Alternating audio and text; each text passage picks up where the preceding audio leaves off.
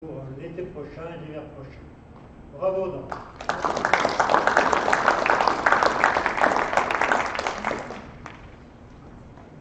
Bien, ben écoutez, on va commencer l'ordre du jour. Premier point, il faut qu'on nomme un secrétaire de séance. Qui est-ce qui veut se charger de cette tâche? Personne? Françoise? Ok, Françoise Cousin, qu'est-ce qu'elle dit? Maintenant, on va approuver le procès-verbal de notre dernier conseil du 22 septembre. Je pense que vous l'avez lu, vous l'avez étudié. Est-ce qu'il y a des observations sur ce procès-verbal? Non, pas. Donc, il est approuvé. Alors, je vais maintenant donner lecture des décisions prises par le président dans sa délégation au niveau des achats. Alors, achat d'un ordinateur et téléphone pour la direction à FDLC Pro, des colonnes bois pour les déchets à Sulo FR, un panneau pointerie site de compostage pour les déchets, dallage béton armé pour le chalet de compostage par Boto, une glissière de sécurité à la déchetterie pour Rondino Gaillard, fourniture et pot d'un bloc à la déchetterie par Balle aux travaux publics, je suppose ça c'est sur Saint-Martin, écran type postillon à Moselle pour Grolas, c'est pour l'école des arts. Vérification technique, sécurité, incendie sur les travaux de chaudière en barre d'acier par le bureau Alpes Contrôle. Matériel mur d'escalade Grimpomania, c'est pour les murs d'escalade des gymnases. Masque et désinfectant pour donc, la lutte anti-Covid. Voilà pour les délégations du président. En ce qui concerne les délégations du bureau, il y a l'approbation de la convention de mise à disposition de M. Adrien Pointon auprès de la préfecture de la Savoie du 1er au 18 octobre 2020 inclus. Sachant que M. Pointon, qui est notre nouveau DGS, a été embauché le 1er octobre, mais la préfecture avait encore besoin de lui pendant quelques temps. C'est pour ça que pour éviter de refaire tout le contrat de travail, on a préféré faire une convention de mise à disposition donc du 1er au 18 et depuis le 19, M. Pointon est avec nous. Il se présentera tout à l'heure, je laisserai Fabrice vous présenter quand il va revenir. Ensuite, il y a l'approbation de la prolongation du contrat unique d'insertion de Mme Hélène Verger du 13 octobre au 12 avril 2021. Approbation des devis pour l'implantation de 3 containers semi-enterrés pour un moulin roux, c'est sur les Belleville. Pour la mobilité et les transports touristiques, installation d'un SAEIV. Donc c'est un système qui va permettre à chaque année aux clients de savoir dans combien de temps la navette va arriver. C'est ça. L'approbation de la convention du conseil départemental Savoie qui chante, l'approbation de la convention avec la CCDV éveil musical dans les crèches, l'approbation de la convention du CIAS éveil musical dans les crèches également, approbation de la convention CAS éveil musical notre foyer. Donc ça c'est un salon. Ensuite, il y a l'approbation pour l'achat de 2 véhicules, un pour le DGS et un pour le DST, pour la DST. Voilà toutes les décisions qui ont été prises par le bureau dans le courant du mois d'octobre, enfin entre les deux conseils communautaires. avec les ressources humaines, approbation de la signature d'un contrat de durée indéterminée sur l'emploi permanent d'enseignants de violon.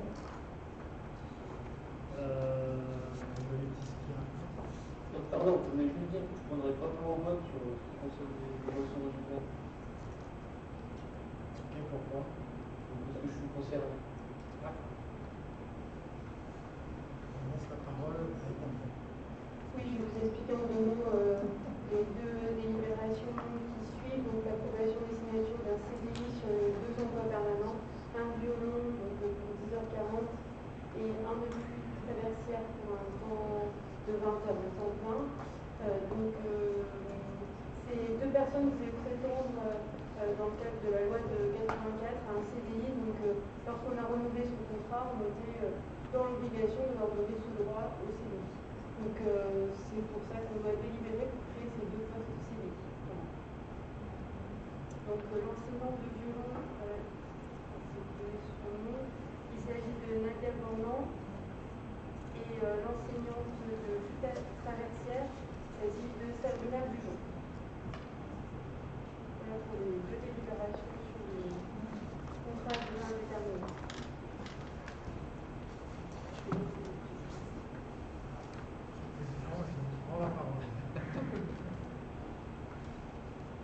Bien. Bonsoir à toutes et à tous. Je suis désolé, on avait un point avec le ministère de l'Industrie sur le sujet Ferropem. Vous savez que c'est un peu compliqué en ce moment, et pour lequel je vous proposerai d'ailleurs une motion à la fin de nos travaux, en fin de séance. Qu'est-ce que vous avez fait?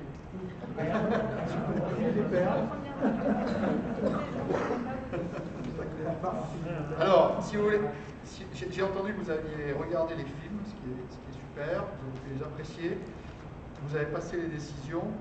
Ce que je vous propose peut-être en réouvrant, en m'excusant à nouveau du retard, en réouvrant cette séance, je voulais d'abord que nous accueillions notre nouveau directeur général des services qui va se lever, qui va enlever son masque, d'ailleurs, pour que vous puissiez l'identifier.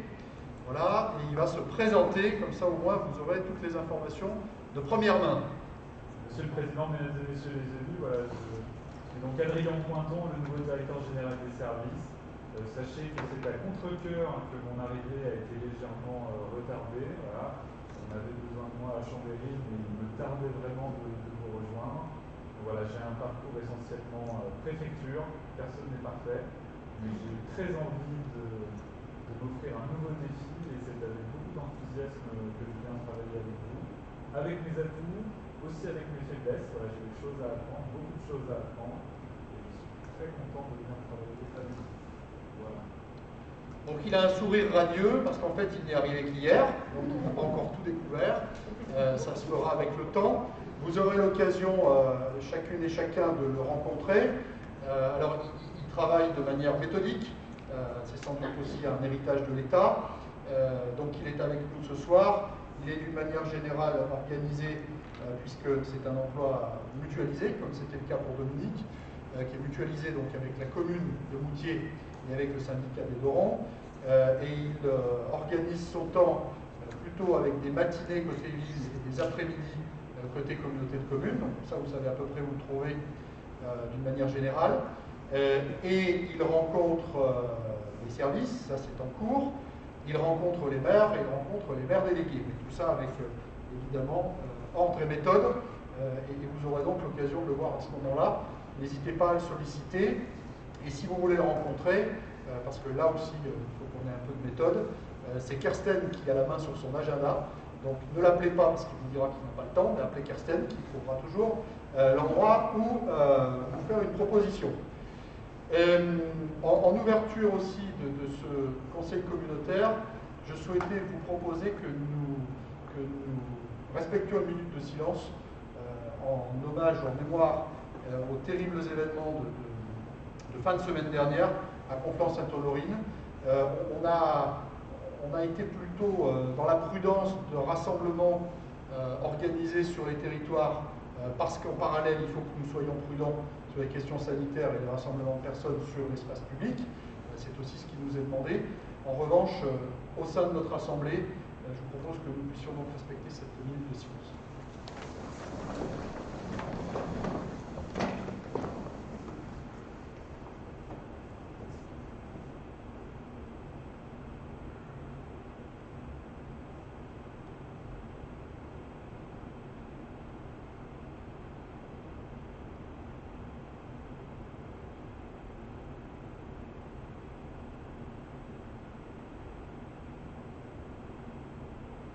Je vous remercie.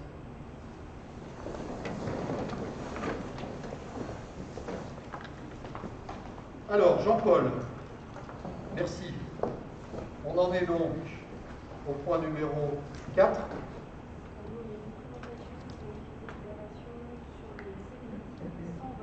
D'accord. Donc, une présentation du point 4 et une présentation du point 5, c'est ça? Très bien. Est-ce que ces présentations étant faites, il y a des remarques ou des questions que vous souhaitez formuler? J'imagine que Emmanuel et Jean-Paul vous ont dit dans quel contexte nous avions ces délibérations qui arrivaient devant nous ce soir. Contexte réglementaire. Oui, c'est juste une question. Je pense qu'il y a une modification à faire à la ligne 13. C'est pour toute traversière, c'est violent ou c'est critiquement violent. Oui, avant après. Alors, c'était sur quelle page là? Un agent d'enseignement, le début de la page 5, c'est ça? Non, c'est la page 2, c'est le point 4. Point 4, ligne à peu près 13, considérant qu'il convient de pouvoir l'emploi d'enseignants plus traversières, alors qu'on parle de. Il faut remettre les violons avec les violons et les flûtes traversières avec les flûtes traversières. Il peut y avoir un je vois pas où c'est, mais il peut y avoir un copier-coller malheureux, évidemment. Non, mais c'était juste, voilà, je pense qu'il y a une rectification à faire sur la délibération. Bon, Emmanuel a remis le violon sur la bonne étagère. C'est bon. Et merci de cette précision. Est-ce qu'il y a d'autres remarques? Je vous propose donc que nous mettions ces deux points aux voix. Est-ce qu'il y a des oppositions, des abstentions? Je vous remercie. On en vient au point donc, numéro 6, qui est la sollicitation d'un soutien auprès du département dans le cadre du fonds d'urgence Covid-19. Alors, vous l'avez vu dans vos communes, ce point-là, où le département a mis en œuvre un plan d'accompagnement suite à la crise sanitaire et que nous avons en collectivité la possibilité de solliciter un accompagnement pour les dépenses qui ont été effectuées dans le cadre de la crise sanitaire. Alors, chez nous, c'est un montant qui est de, Emmanuel, 19 000... On est sur un montant de fonctionnement et investissement de 19 550 €. Voilà. Alors, qu'est-ce qu'on fait pour 19 000 €? Alors, on a acheté, en fonctionnement, par exemple, on a acheté des masques, on a acheté du gel hydroalcoolique, on a acheté des visières, on a acheté du matériel courant. Et s'agissant de l'investissement, on est sur plutôt l'aménagement des locaux, avec les plexiglas qui ont été installés, avec les cabines qui sont venues équiper l'école des arts, dont on avait parlé il y a quelques séances en arrière. Voilà, et c'est globalement tout ça qui représente un peu plus de 19 000 €, et sur lequel, si vous en êtes d'accord, nous sollicitons le département pour un accompagnement. Est-ce que Jocelyne est là? Est-ce qu'il y a sur ce point des remarques, des questions? Je propose donc que nous adoptions. S'il n'y a pas d'opposition ni d'abstention, je vous remercie. Avant de passer au point 7, je crois qu'il faut qu'on dise qui est excusé et qui a des pouvoirs. Et ça, c'est sans doute chez moi, en fait. Voilà. Donc, Claude G, qui est excusé, qui donne pouvoir à Noëlla. Aïcha Desmonaz, qui donne pouvoir à Éric Laurent. Et Hubert Thierry, qui donne pouvoir à Sandra Favre. Voilà ce dont j'ai connaissance. Est-ce qu'il y en a d'autres vers vous? Non? Très bien. Ensuite, exercice difficile, qui est celui des désignations dans les commissions de l'APTV. Pardon?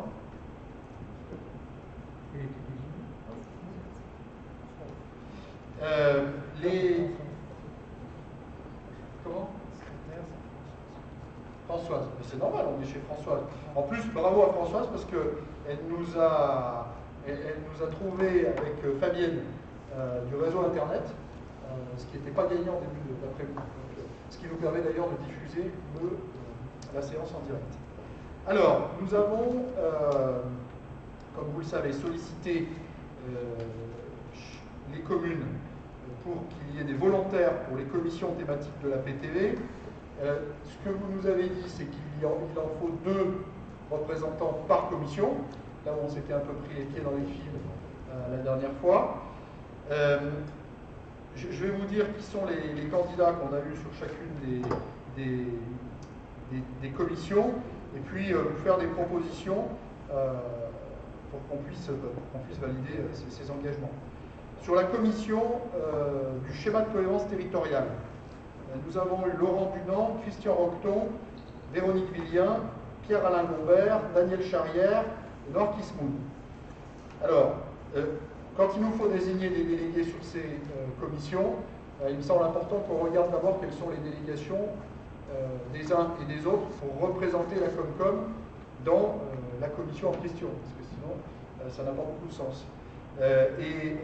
Au-delà de cette représentation, savoir aussi quels sont les engagements par ailleurs dans les commissions.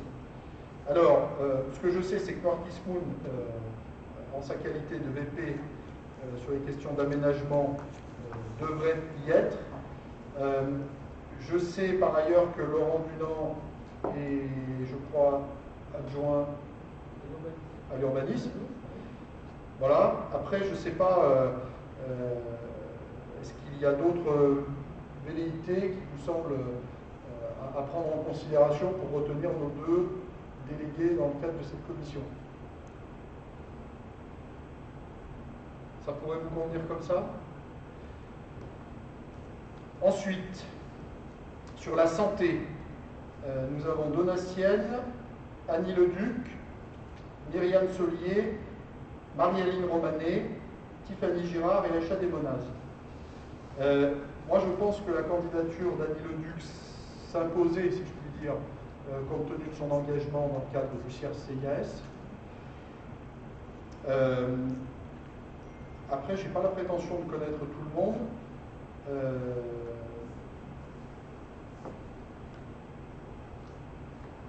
Qui pourrait être le deuxième candidat dans ce cadre-là? Marie-Aline Romanet. C'est déjà représentante de la commune. D'accord. Par contre, la commission elle est présidée par Jocelyne, donc Notre-Dame du Pré est représentée de facto. Est-ce que Myriam Solier est... J'ai rien, mais les membres, je crois, les membres du bureau. D'accord. Donc ça peut être une candidature pertinente. Oui. Alors, sur Eau et Rivière, j'ai un peu la même réflexion. Dans les candidats, nous avons Daniel Burlet, Serge Mabellini, Romain Solier, Alain Marguier, Guillaume Clucet. Daniel, en sa qualité de vice-président, ça me semble important qu'il puisse y être. Après, je me disais qu'un représentant de Salins, Fontaine, ça pourrait être intéressant compte tenu du contexte un peu particulier ici sur le territoire. Je suis sûr que Georges n'y verra pas de difficulté. Je suis sûr que le représentant de Salins, Serge Mabellini, portera la voix de Villarmurat dans cette commission. Ouais. Il y aura quelqu'un pour porter la voix des David. Il y a le président qui fait l'équilibre. Sur air, énergie, climat. Alors, si on a toujours la même réflexion au sens de la compétence, Georges Dany a ça dans sa vice-présidence. Il est candidat. Emmanuel Fontaine, candidate. Floriane Tabran. Sébastien Savop, Chantal Martin. Je me disais que Sébastien Savop, ça pourrait être important parce que quand on parle d'air et d'énergie, s'il y a une commune qui est directement concernée, c'est bien celle de Saint-Marcel, Daniel. Je n'en ai pas parlé.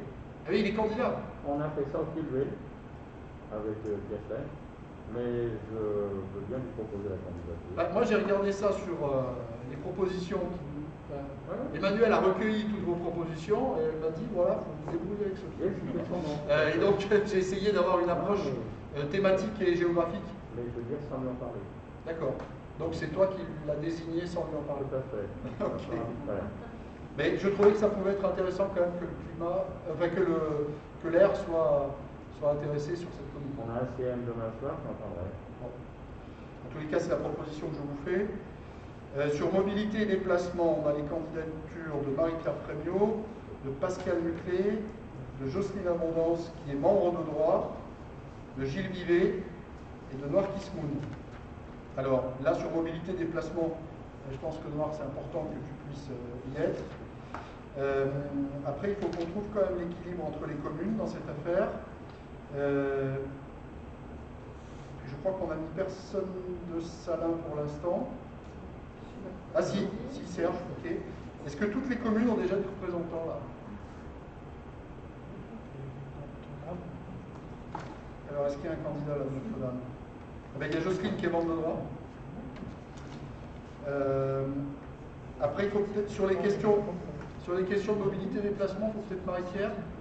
Sur les belles villes, il y a quand même un petit sujet quoi, sur la mobilité. Sur le tourisme estival, alors, j'ai Sandra Fabre, Florence Bonnefoy, Jean-Paul de Mortoli, Farida Kismoun, Marie-Christine Bernon, Donatienne Thomas. Donc là, il y a des candidats, hein, ça ne manque pas. Il me semble important que Jean-Paul puisse y être toujours en qualité de compétence. Après, sur les belles villes, il faudrait peut-être que vous concertiez. J'ai entendu que Donatienne, tu étais volontaire. C'est aussi un sujet sur lequel tu es engagé. Finalement, toi plutôt sur les équipements et toi, Donna, plutôt sur la promotion. J'aimerais bien y aller parce que sur le festival, il y a quand même pas mal d'équipements et comme c'est la musique que je préside sur les défis, ça m'a fait plaisir.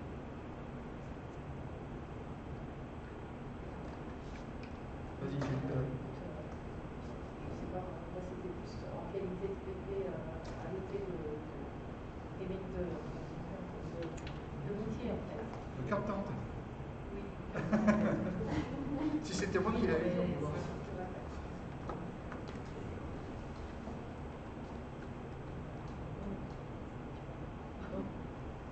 bah, vous allez nous dire, hein? Ça vous va comme ça? Sur l'agriculture, on a reçu les candidatures de Carmen G, de Bruno Ramou, dont je précise qu'il est agriculteur à Notre-Dame-du-Pré, c'est écrit comme ça, de Joël Burgos, de Jean-Maurice Matelet et de Éric Swino. Donc, compte tenu du fait qu'on en a un qui est agriculteur, on ne va quand même pas passer à côté, Bruno Ramou. Après, je me disais que Joël Burgos, il est aussi dans un contexte qui est peut-être un peu plus agricole que... Et il y était déjà, donc ça pourrait être une bonne possibilité. Sur l'immobilier touristique. Fabrice. Pardon.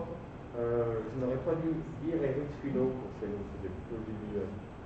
D'accord. Oui, j'avais essayé déjà pour volontaire procéder au petit pilotage avant qu'on se lise effectivement.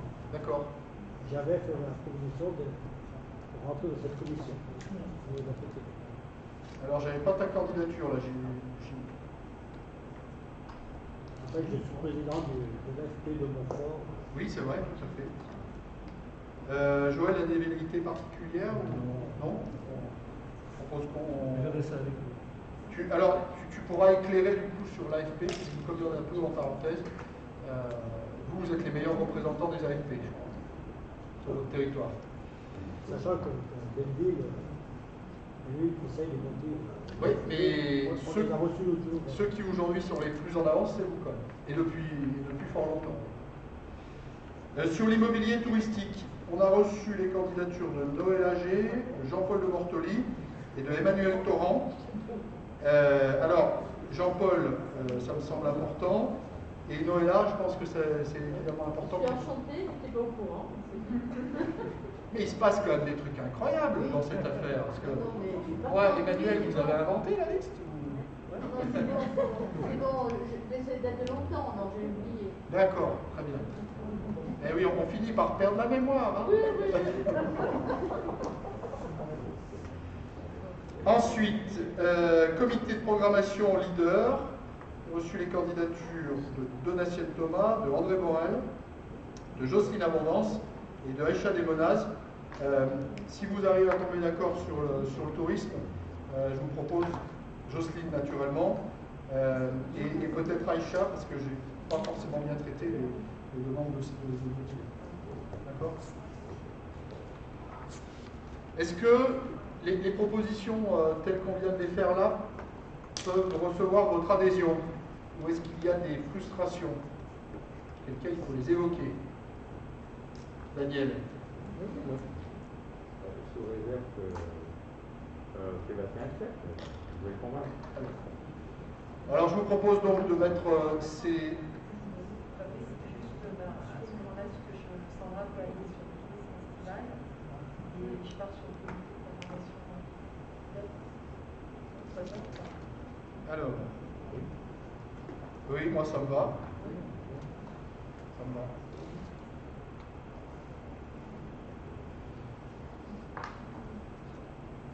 Et donc, il y a qui ont la tête alors?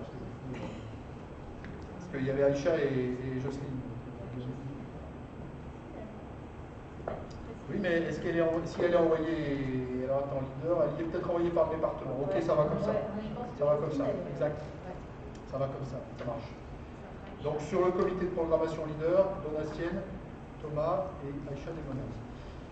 Je vous propose donc que nous mettions au voie ces désignations, qu'on remettra au propre. Emmanuel a suivi les travaux. Est-ce qu'il y a des oppositions, des abstentions? Je vous remercie. Nous avons ensuite une décision modificative concernant la composition du conseil d'exploitation de l'Office de tourisme Cœur de Tarentaise. Alors, s'agissant des représentants élus, il n'y a pas de sujet puisque nous les avons désignés au moment de l'ensemble des désignations qui ont été faites à l'installation de notre conseil communautaire. En revanche, il nous faut désigner 4 membres socio-professionnels ou personnalités qualifiées. On a 4 élus et on a donc 4 représentants socio-professionnels ou personnalités qualifiées.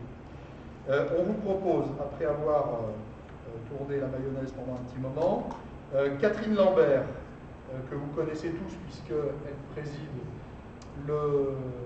les Arts en Adret, à Haute-Cour. Voilà. Eddy Bruat, qui est du côté de Notre-Dame-du-Pré. Gérald Bigot, qui est un loueur de vélo qui intervient sur l'ensemble de notre territoire, même s'il est installé à côté du rond-point de l'Europe.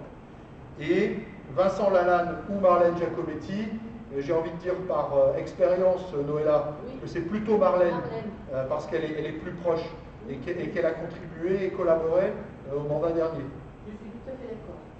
Mais par contre, donc ce que je vous propose, c'est Catherine Lambert, Eddy Bruat, Marlène Giacometti, Gérald Bigot, et que, autant que de besoin, si on souhaite avoir un éclairage de Vincent, qu'on puisse le solliciter de manière excédentaire. Est-ce que ça peut vous convenir? Pas d'opposition, d'abstention? Oui. Est-ce que je peux voter étant donné que je travaille pour Marlène Giacometti? Bon, comme on est des gens prudents et que la voix ne fera pas défaut, on va considérer que tu t'es abstenu. Merci de la prudence. On a ensuite 2 points relatifs aux finances avec des... non, on a d'abord la définition du tarif aménagement d'horaire dense, c'est un point de finance mais qui est surtout un point de tarif.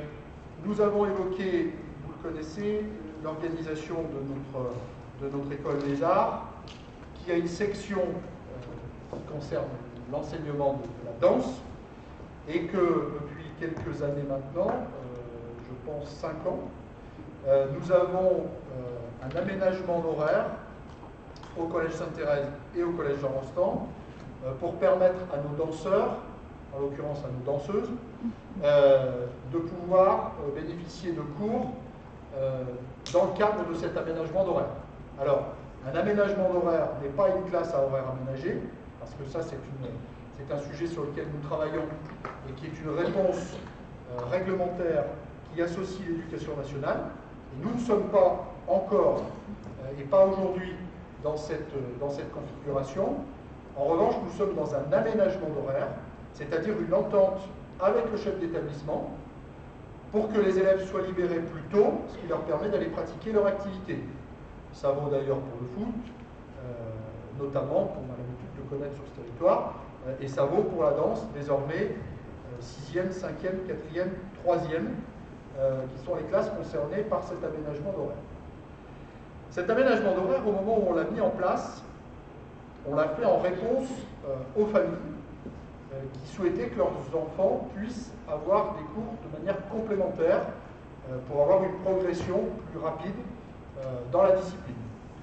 Et à l'époque où nous l'avons installée, cette classe aménagement d'horaire, eh bien, on a considéré que c'était à la demande des familles et qu'il fallait qu'elles couvrent le coût correspondant. Bon, ça a duré comme ça pendant quelques années. Ce qu'on vous propose cette année, et après avoir recueilli un avis favorable du bureau, c'est que nous puissions faire évoluer le système pour que le coût supplémentaire qui est généré cette année, alors pourquoi il y a du coût supplémentaire? Parce qu'il y a quelques élèves de moins. Et pourquoi il y a quelques élèves de moins? D'abord parce que je crois qu'on en a 2 de moins à l'effectif global, et on en a 2 de moins parce que les tests, on arrive sur des disciplines qui supposent comment dire, une performance aboutie, et on en a 2 de l'ensemble qui n'ont pas passé le test de manière positive. Et donc du coup on a 4 élèves de moins sur la section. Et donc c'est pour ça que ça coûte un peu plus cher, tout simplement. Et ce que nous souhaitions vous proposer avec Donatienne, c'est que nous puissions prendre en charge le coût correspondant au coût du service, ce qui représente une participation de 900 €. Alors, cette décision qui vous est soumise ce soir, elle est à valider aussi par le service unifié, et donc l'avis de nos collègues de la CCVA. Mais c'est un peu par anticipation qu'on arrive devant vous ce soir avec cette proposition, qui, si elle reçoit votre avis favorable, eh bien, elle viendra devant le service unifié, qui est programmé, je crois, bientôt.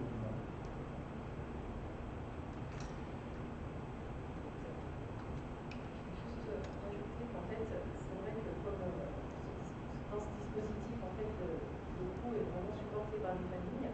Cette année, on arrivait à 321 € par élève, alors que l'année dernière, on était à 260.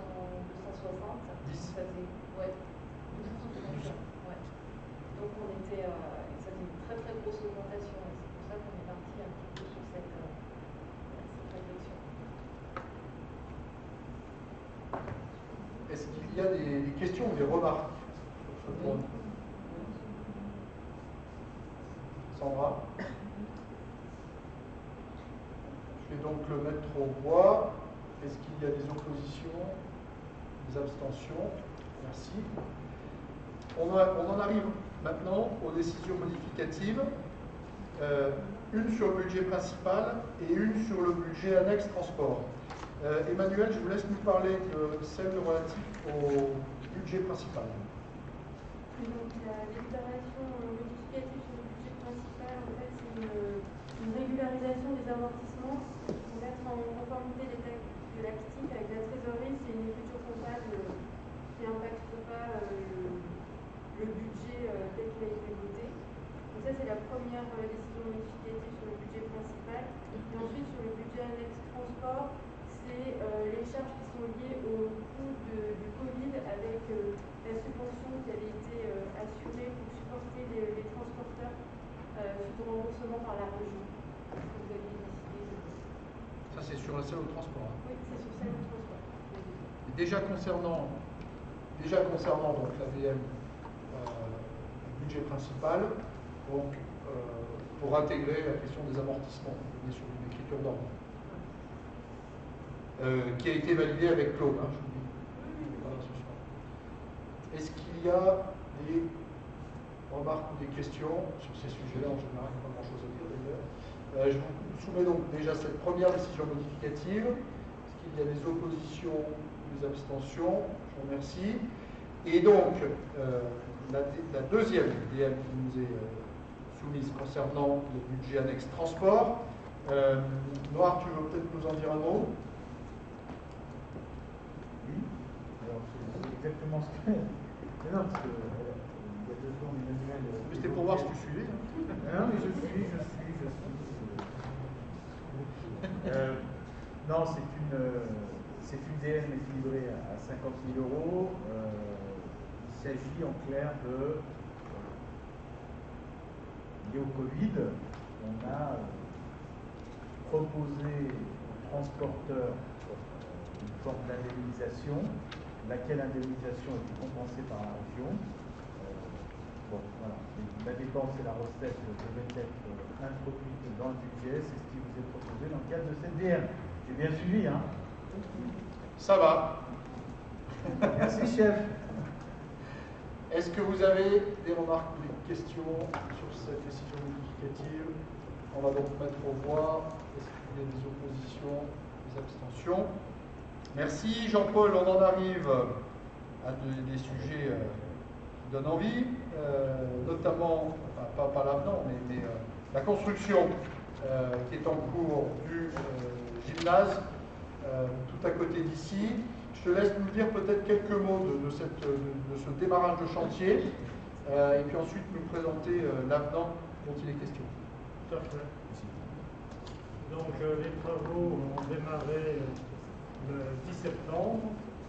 Il y a eu une phase précédente pour faire tous les plans qui sont visés à la fois par le maître d'œuvre et par le bureau de contrôle.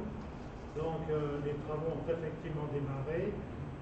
La grue a été installée il y a 15 jours, 3 semaines. Donc ils travaillent bien, les fondations sont faites, ils commencent à monter les murs du rez-de-chaussée. Donc tout va bien pour l'instant, il n'y a pas de souci particulier. Les entreprises suivent, donnent leurs échantillons. Voilà, on n'a pas trop de gens qui sont en retard. En ce qui concerne l'avenant qu'on vous propose ce soir, en fait, il y a un avenant à faire sur le lot 1 terrassement VRD, donc en plus, mais qui est compensé par une moins-value pour venir sur le lot 2, puisque donc une partie des travaux a été modifiée, en particulier l'installation de la citerne de gaz qui va alimenter en chauffage à la fois barre d'acier et la salle de gym. Donc ces cuves ont été déplacées du bord du bâtiment au milieu, je dirais, un peu plus loin, et ça diminue d'autant les travaux à faire pour installer ces cuves. Donc la plus-value faisant partie de l'avenant est de 38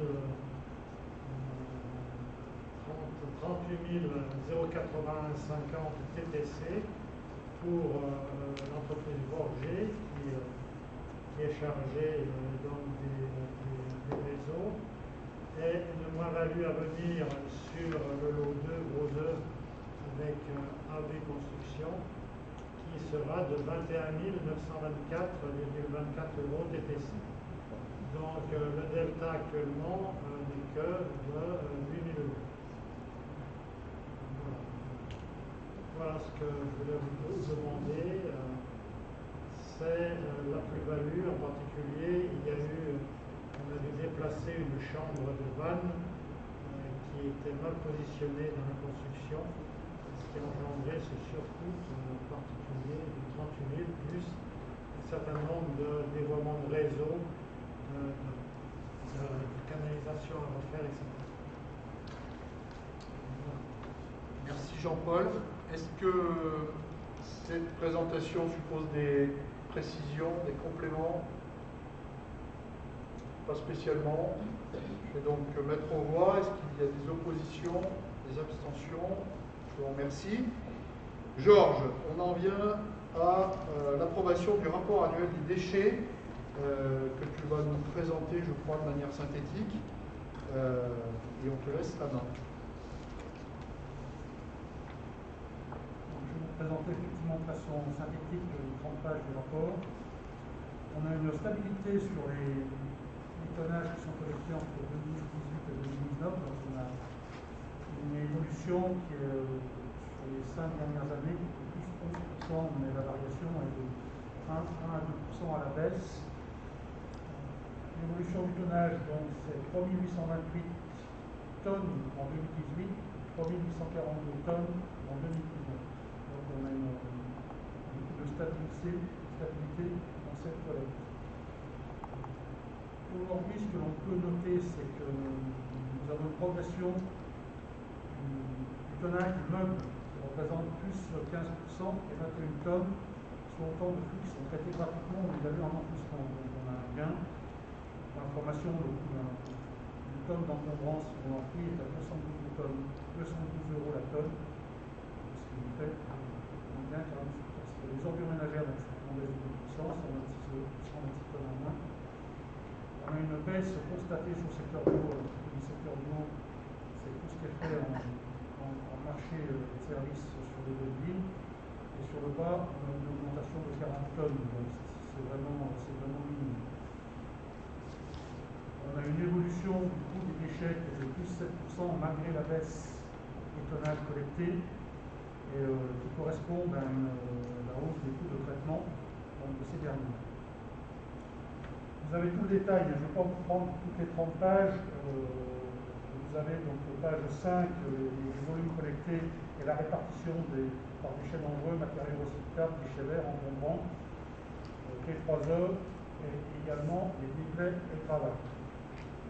Ce que je peux vous dire également, c'est que sur la collecte des verres, alors là je vais faire un petit clin d'œil au genre et Saint-Germain national, parce que sur Villars-le-Main, il faudrait toujours un malin de dire que les verres étaient bien recyclés, mais on a moins 12% de collection de Villars-le-Main, par contre on a plus 7% sur Haute-Cour. Je ne sais pas si c'est son année de préparation de retraite, mais voilà. Il a moins bien pratiqué les chiffres, je veux dire, cette année-là.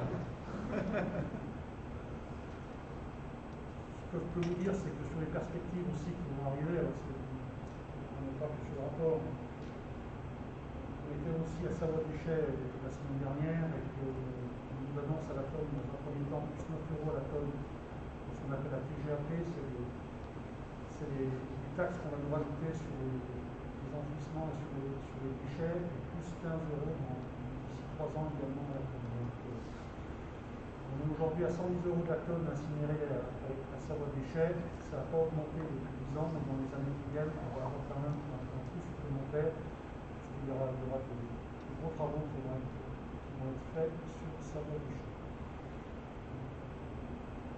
Je ne vais pas tout reprendre, mais ce que je peux vous dire aussi, une information, c'est que pour cet hiver, il faudra s'attendre pour les communes. On a les TVI qui nous aident déneigement autour des Molocs. Ils ne l'assureront plus le week-end.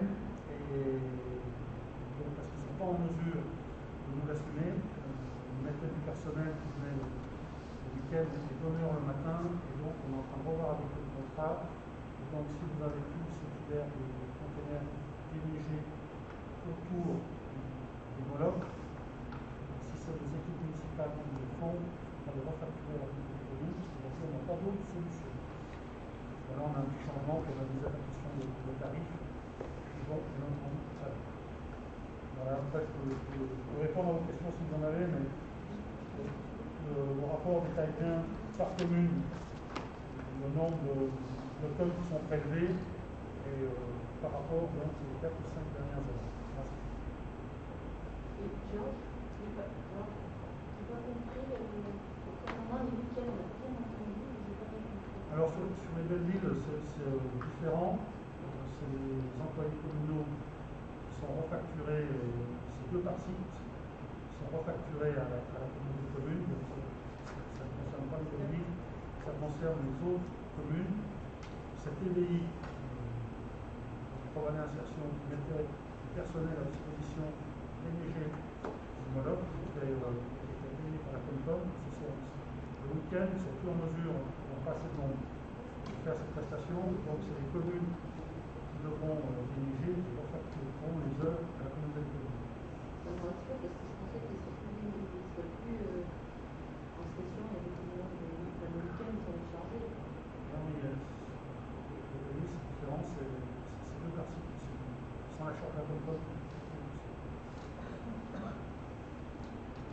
Mais on revient finalement au système antérieur. Les premières années, c'est comme ça que nous fonctionnions. D'accord.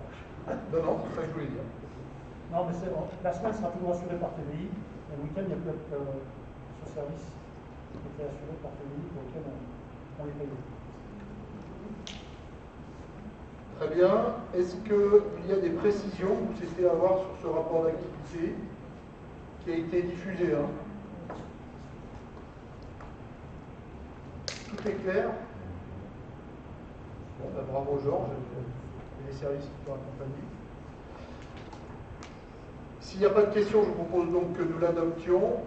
S'il n'y a pas d'opposition ni d'abstention. Georges, tu poursuis avec la désignation du délégué amorce, dont le coût d'adhésion est de 370 €. 378 €. Amorce, l'association qui nous défend auprès des financeurs. Donc, quand on valorise les déchets, nos collectes, on nous redonne par rapport au nombre de tonnes que vous avez sur les déchets que l'on peut valoriser, nous incite à aller dans son tri. Et donc, il faut que l'on désigne des membres pour aller siéger à cette association, pour nous défendre auprès des organismes qui nous rémunèrent pour notre travail, quand on valorise nos déchets. Donc, ce que je vous propose, c'est que je sois un de ces deux membres, et je fais également avec la commission d'environnement des déchets un appel à candidature, et c'est Romain qui s'est porté candidat pour être suppléant. À moins que d'autres candidatures, il me semblait que au sein de la commission, c'était bien d'avoir un représentant qui soit suppléant. Je pense que ça doit convenir. Le seul risque, c'est que la route de Villars-le-Rhin soit bouchée un jour. L'un ni l'autre, vous puissiez y aller. Est-ce que sur Amorce, on peut retenir les candidatures de Georges en titulaire et de Romain en suppléant? Est-ce que ça vous convient? C'est pas qu'on a voulu trop se tenir place, on a fait la candidature. On voit bien, on voit bien. Organisé. Bien, vous êtes donc désignés à l'unanimité. Noir, on en vient au transport scolaire avec notamment une convention qui doit nous lier au Grand Aigues Blanche. Alors en effet, il s'agit sur le transport scolaire, il s'agit de passer une convention dans le cadre de la mutualisation. On a un transport qui est organisé au niveau du Grand Aigues Blanches. On a une garderie périscolaire sur le mois. Et l'idée, c'est que les enfants du périscolaire puissent accéder au bus. Voilà. Il y a 500 € à la charge de la commune qui serait pris en charge dans le cadre de cette nouvelle convention.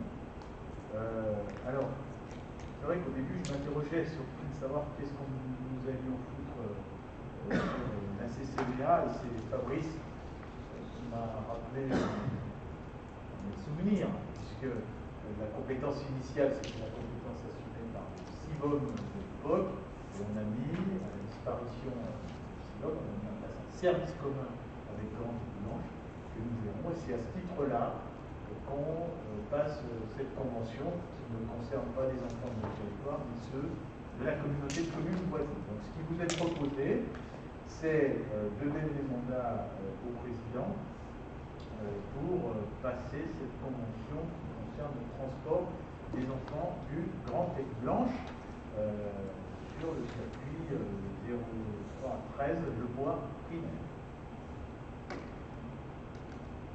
Merci Noir. Est-ce qu'il y a sur ce sujet des précisions attendues? On peut dire, même si ce n'est pas l'objet de cette délibération à Florence, qu'on a mis en place le transport qui était attendu du côté de Val Thorens pour les retours en établissement scolaire le jeudi matin. Et donc c'est la Comcom qui le prend en charge, ce transport. Il est mis en place à compter du 5 novembre. Et pour la période de la saison. On continue malgré tout les discussions avec la région pour qu'on puisse élargir, je dirais, le service existant en intégrant cette dimension de transport. À défaut, on repart sur la même organisation, je crois que l'année dernière, avec cette ligne complémentaire qu'on prend en charge tous les jeudis matins. Alors, ça fait une petite transition, il ne s'agit pas d'aborder le débat là maintenant, mais tout à l'heure, avec Fabrice, nous participions à une réunion à l'APTV sur la question de la compétence transport, puisque au titre de la loi LOM, c'est une loi de décembre 2019, nous est posée la question aux communautés de communes de reprendre la compétence transport qui aujourd'hui est assurée par la région. Bon. Donc l'APTV a lancé une étude et à cette réunion de tout à l'heure participaient l'ensemble des représentants des 5 communautés de communes du territoire. On va revenir là-dessus dans les semaines, dans les mois qui arrivent. L'idée aujourd'hui que nous poursuivons, c'est peu importe qui exerce la compétence, l'essentiel c'est qu'elle soit bien exercée.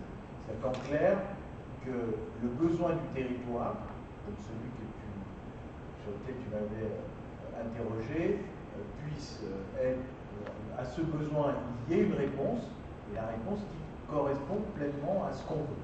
Que ce soit assumé par la région ou que ce soit assumé par nous directement, je vais dire, peu nous importe. L'essentiel, c'est que ce soit assuré. Donc c'est tout l'objet de la réflexion, avec évidemment une question coût qui est très importante, une question recette qui est très importante, parce que si c'est la région qui assume, j'ai failli dire qu'il n'y a pas d'impôt à créer. En revanche, si c'est nous qui allons demain assumer ces compétences, il y a le versement mobilité qui est un nouvel impôt à créer à destination des entreprises qui, comme vous le savez, souffrent particulièrement en ce moment, notamment liées à la pandémie.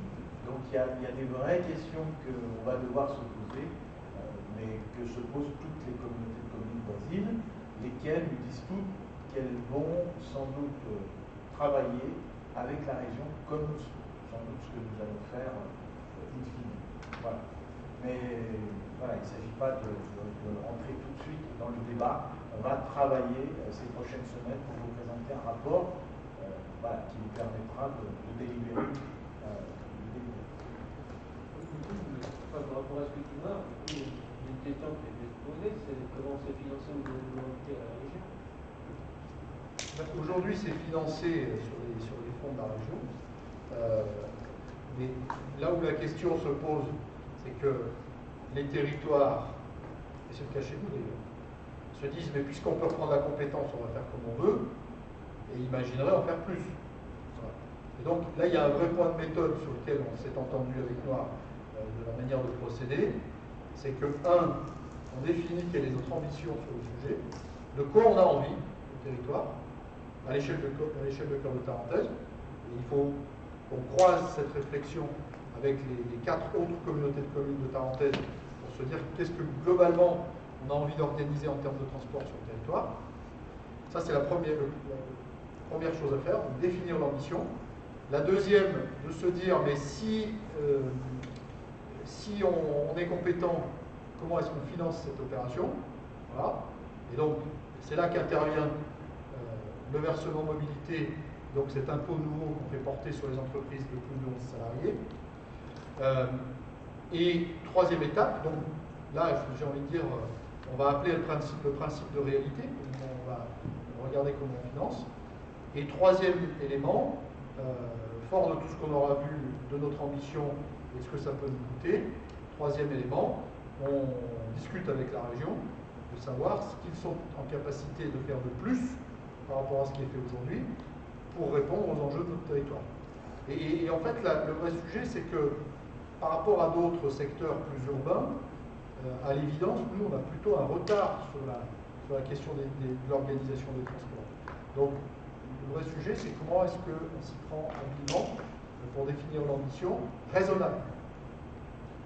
Donc, s'il y a une volonté de l'intercommunalité de prendre des compétences, est-ce que la région elle serait prête à répartir la finance, le transfert des finances actuelles, Je sont déjà répartis sur le transport, mais sur chaque territoire.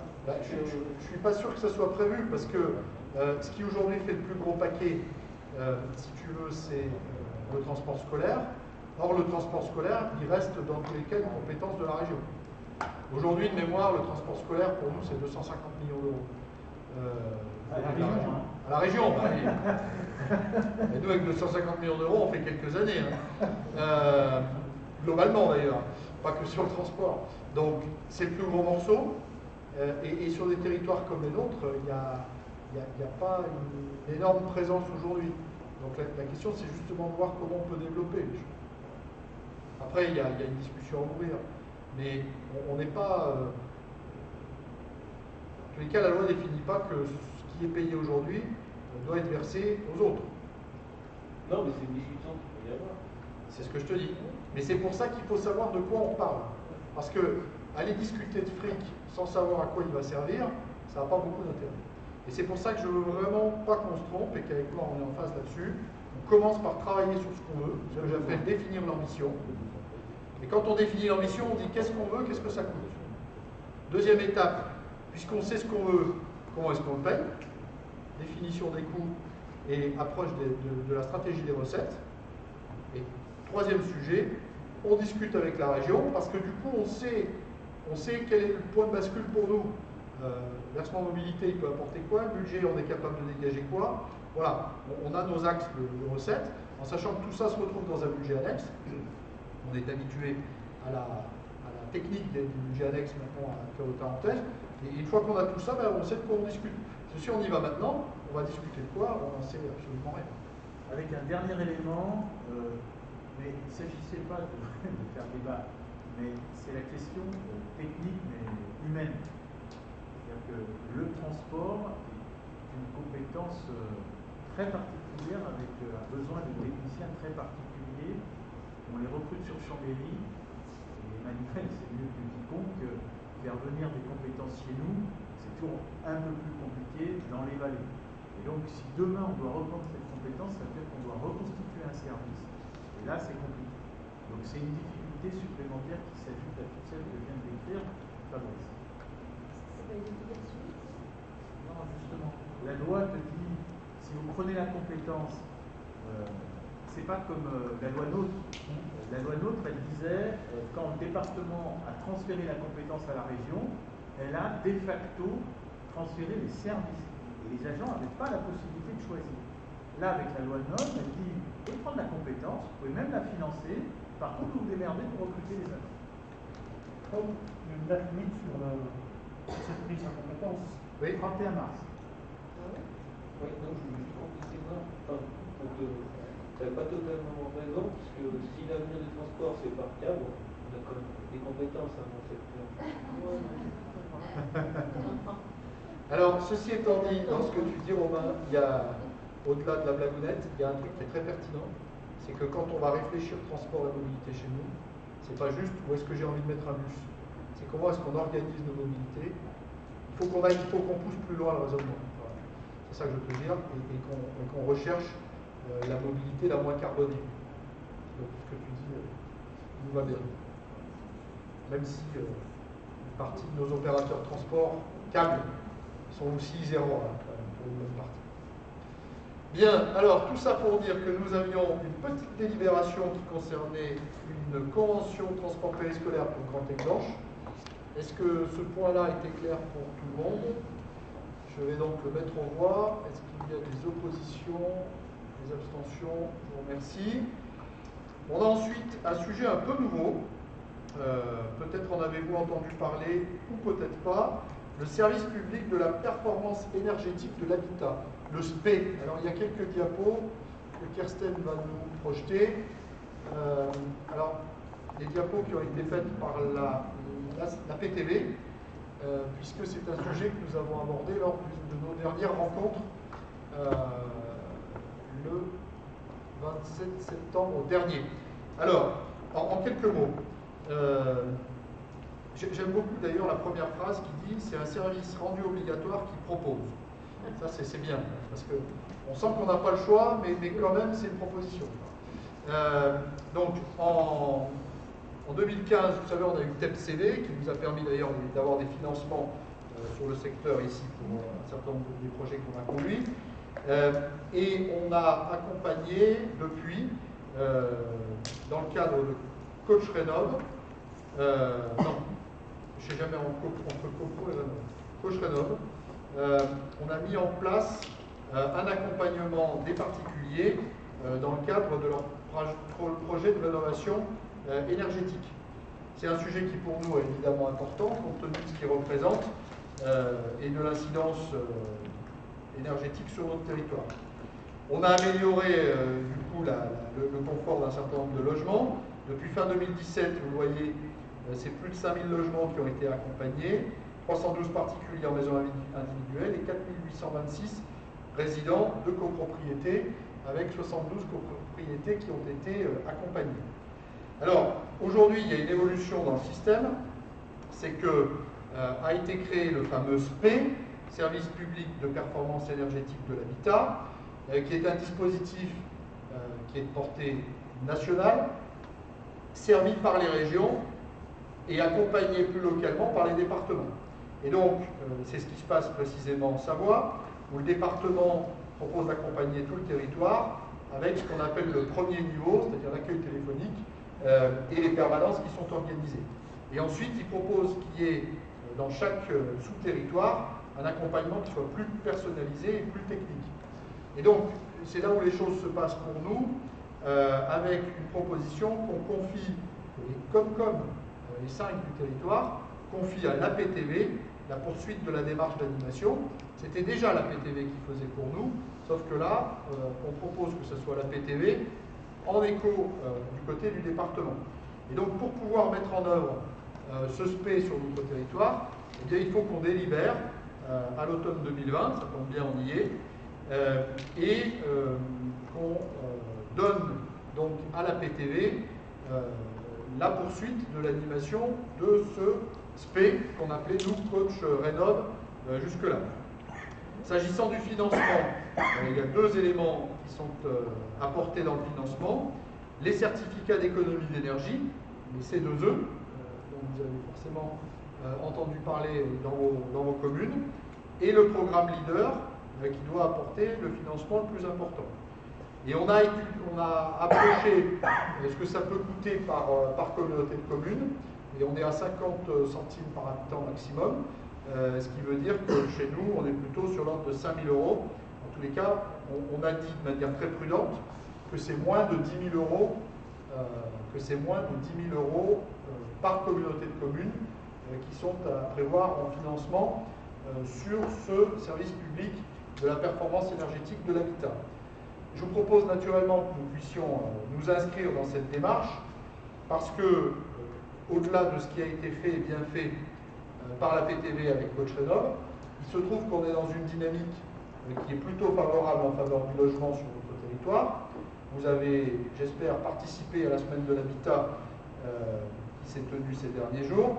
Je sais que Christian, tu étais à Fontaine pour la visite, et je ne sais plus qui d'autre, je sais que vous étiez au moins 2 pour cette visite, qu'il y a eu de l'information au public qui a été donnée sur le marché, qu'on a tenu aussi une conférence de presse. Voilà, il s'est passé un certain nombre de choses la semaine dernière sur le logement sur notre territoire.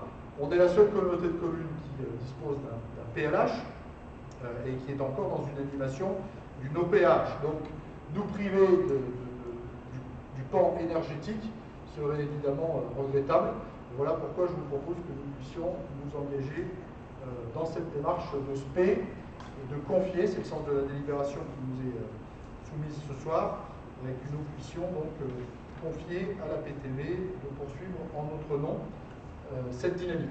Voilà. Est-ce qu'il y a des précisions peut-être à apporter sur ce sujet?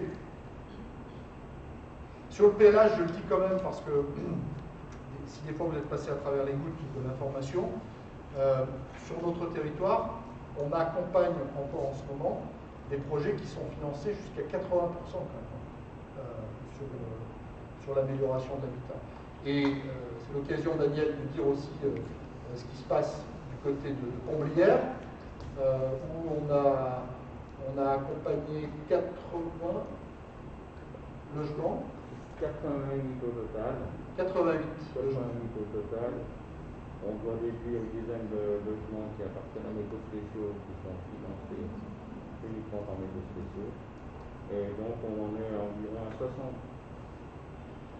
logements qui sont protégés du risque industriel. Voilà, parce que mais ça apporte aussi une amélioration. Les prescriptions du PPRT, du plan de prévention des risques technologiques, a été intégré dans notre OPAH, ce qui nous a permis de gagner en efficacité vraiment collectivement. Et aujourd'hui, il reste 7 propriétaires qui sont restés sourds à nos voilà, il y en a 7 qui sont restés sourds à nos propositions. Je les fais mettre dans la presse d'ailleurs. Pour ça, si un jour il y a un PET, on ressortira l'article pour dire que nous on n'est pour rien. Si ça s'est mal passé, donc on l'aura écrit. Mais tout ça pour dire que, vous voyez, sur ce risque technologique, nous n'avons que 7 propriétaires qui n'ont pas souhaité s'engager dans la démarche, où on a financé là aussi de manière conséquente, puisqu'on a même financé d'ailleurs l'avance du crédit d'impôt. Donc on peut difficilement faire plus. Voilà. Je ne sais pas, Christian, si tu souhaitais apporter un éclairage sur la visite de vendredi. Non, tu as bien résumé. Juste effectivement que la propriétaire sans les aides n'aurait jamais pu envisager de faire les fameux rénovations, par exemple des porte-fenêtres, double vitrage, changement de salle de bain, changement de mode de chauffage. Pour elle, c'était un vrai plus. Effectivement, je crois que c'est plus de 80% ont été financés. Donc une vraie aide. À nous de faire savoir. Le savoir-faire d'urbanisme est excellent. Notre faire savoir et peut-être améliorer.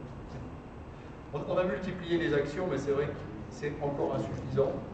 Et il faudrait qu'on aille, je dirais presque frapper chaque porte pour dire finalement ce à quoi les propriétaires ou les occupants peuvent prétendre. Et c'est conséquent. Voilà, merci Christian, merci Daniel de vos éclairages. Tout ça pour dire que Cocherenov et donc le service public de la performance énergétique de l'habitat me semble être important et qu'on vous propose de donner mandat à la PTV pour conventionner avec le département, pour prendre en charge les actes, pour coordonner, animer et évaluer, et puis qu'on assure le financement via ce dispositif. Est-ce qu'il y a sur ce sujet des oppositions, des abstentions? Je vous remercie. Nous en arrivons, Fabienne, à rien du tout, parce qu'en réalité les films ont déjà été projetés et que je vous ai entendu applaudir. Donc l'affaire est entendue. Peut-être Eric et Jean-Paul dire qu'on avait des travaux en toiture du clubhouse qui étaient prévus. On va sans doute décaler.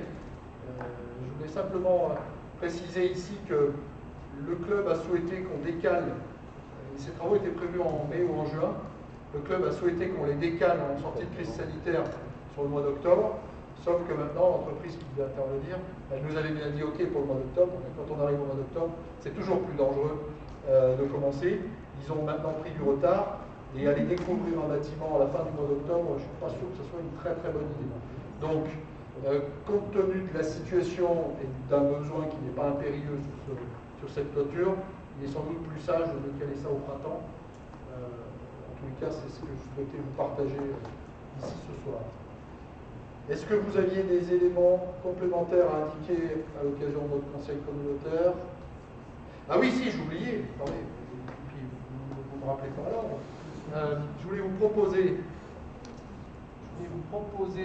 comme je vous l'ai dit en début de séance, si vous en êtes d'accord, qu'on puisse adopter une motion pour soutenir pour soutenir la défense et l'avenir du site industriel de Ferropem. Alors, ça n'est pas sur notre territoire communautaire, vous aurez raison de me le rappeler, mais il se trouve que, d'abord, c'est quand même sur notre territoire voisin, d'une part, que l'industrie est un sujet qui est important à nos yeux, et c'est ni Daniel ni Georges qui diront le contraire, et que troisièmement, on a une vraie incidence économique quand même de ce site industriel sur nos communes, parce que les bras de ce site industriel sont aussi sur nos territoires, et globalement, pouvoir garder une dynamique industrielle sur ce secteur est important. La motion que je souhaite vous proposer, elle est en réalité très simple, et on vous l'enverra. Elle est de dire que, on rappelle d'abord qu'il y a une inquiétude, une menace sur les sites, notamment les sites alpins, c'est-à-dire Montrichet-Albanne en Maurienne, Château-Feuillet ici à la Léchère, les Claveaux à Livet-Gavet en Isère, notamment sur ces sites-là, même si globalement Ferropem possède 4 autres sites en France. Ferropem, c'est le résultat d'une évolution dans le temps d'un groupe. Alors d'abord il y avait Péchinet, puis Péchinet avait considéré que c'était mort en 2004 et ils ont fini par vendre à un groupe espagnol qui s'appelle Ferro Atlantica. Et puis Ferro Atlantica en 2016 s'est retrouvé fusionné avec Ferropem, un américain, et tout ça forme aujourd'hui un groupe qui s'appelle Ferroglobe. Le groupe Ferroglobe va globalement pas bien, alors que Ferropem dégage globalement du résultat, et on est sur des process industriels qui sont particulièrement performants autour du silicium. De trois dimensions d'ailleurs, du silicium métallique, du silicium métallique, du ferrosilicium et du ferromanganèse. Ce sont les trois produits dont on parle ici.